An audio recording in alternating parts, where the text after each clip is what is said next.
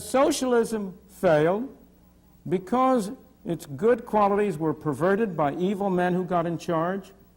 Was it simply because Stalin took over from Lenin that communism went the way it did?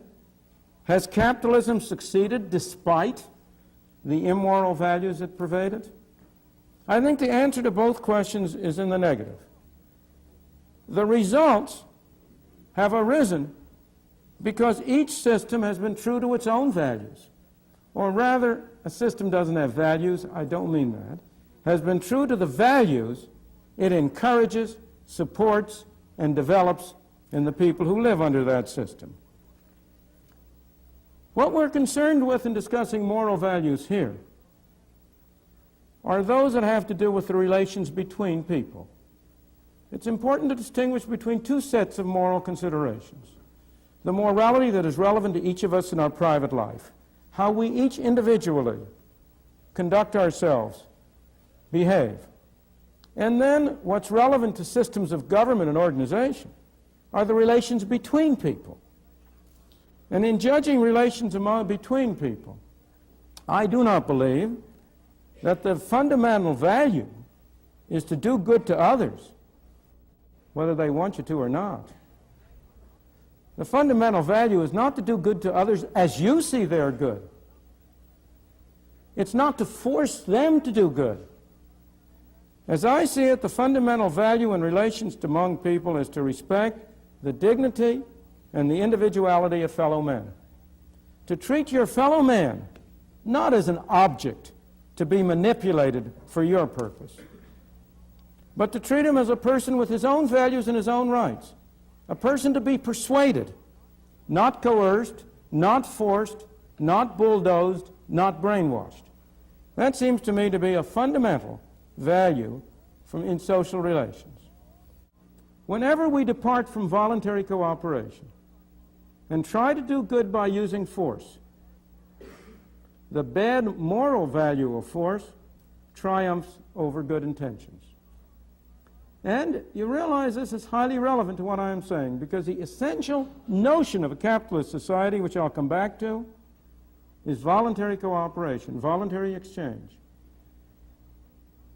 The essential notion of a socialist society is fundamentally force. If the government is the master, if society is to be run from the center, what are you doing?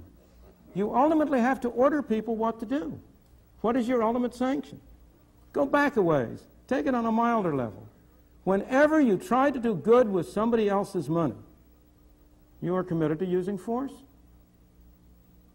How can you do good with somebody else's money unless you first take it away from them? The only way you can take it away from them is by the threat of force. You have a policeman, a tax collector, who comes and takes it from them. This is carried much farther if you really have a socialist society. If you have an organization from the center, if you have supposed government bureaucrats running things, that can only ultimately rest on force. But whenever you resort to force, even to try to do good, you must not question people's motives. Maybe they're evil sometime, but look at the results of what they do. Give them the benefit of the doubt. Assume their motives are good. You know, there's an old saying about the road to hell being paved with good intentions. You have to look at the outcome. And whenever you use force, the bad moral value of force triumphs over good intentions. The reason is not only that famous aphorism of Lord Acton. You all know it, you've all heard it. Absolute power corrupts. Power corrupts. Absolute power corrupts absolutely. That's the whole aphorism. That's one reason why trying to do good with methods that involve force lead to bad results. Because the people who set out with good intentions are themselves corrupted. And I may add, if they're not corrupted, they're replaced by people with bad intentions, who are more efficient at getting control of the use of force. But also, the fundamental reason is more profound. The most harm of all is done when power is in the hands of people who are absolutely persuaded of the purity of their instincts, of their and the purity of their intentions.